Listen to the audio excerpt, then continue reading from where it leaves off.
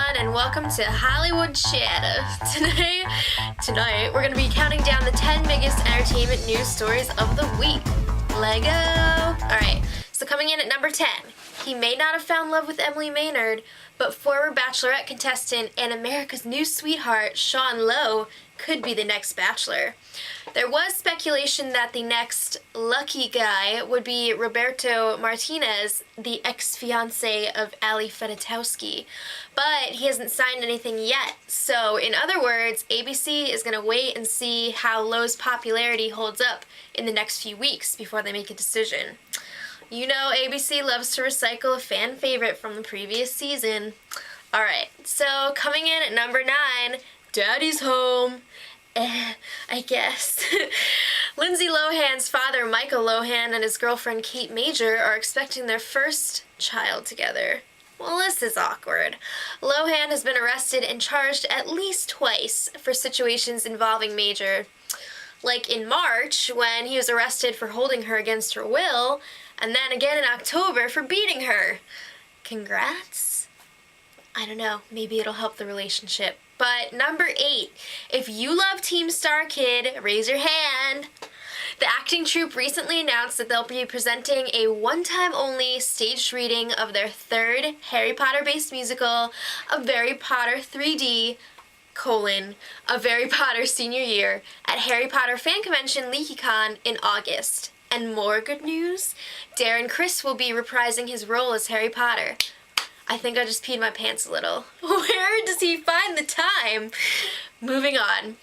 Number 7, John McCain will be a guest star on NBC's Parks and Recreation this fall. McCain will be joined by fellow senators Barbara Boxer of California and Olympia J. Snowe of Maine.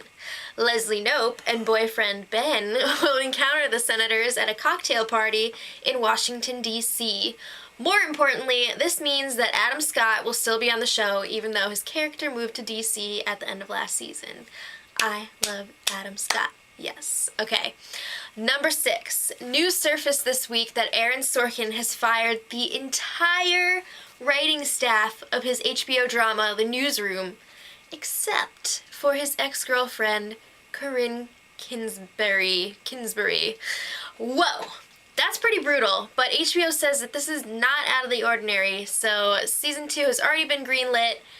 Best of luck to the new writing staff. I hope you don't get fired for season 3. Alright. Number 5. Nick Cannon said that they couldn't afford it, but American Idol is reportedly extremely close to signing Mariah Carey on as a judge for next season. And it looks like she'll be making a record-breaking $17 million plus. Take that, J-Lo. I wonder if that's going to make Randy Jackson stay. She's a pretty big star, if you haven't heard of her. Alright, number 4. We learned that although Bruce Springsteen is the boss, he isn't in charge of everything. Springsteen surprised 76,000 concertgoers in Hyde Park, London, when he invited Paul McCartney to join him on stage for a few songs. The problem is, it was also a surprise for the concert promoters, too. The concert went past its scheduled 10:30 p.m. end time, so the organizers just shut down the show in the middle of a song. That sucks. Alright, you know what also sucks? Story number 3. Fred Willard was arrested Wednesday night on suspicion of lewd conduct at an adult movie theater in Hollywood. Uh-oh. The actor was caught with his pants down, pun intended, at the Tiki Theater, where undercover officers were doing a random walkthrough. The next day, PBS told the New York Times that Willard will no longer be the narrator for their new show, Market Warriors. Willard insists that it's all a big misunderstanding and he wasn't really conducting lewdly. I've been a fan of Fred Willard for a really long time, and I just saw him at a taping of a TV show last fall. So this makes me really sad because I feel like we're besties now. So, oh well.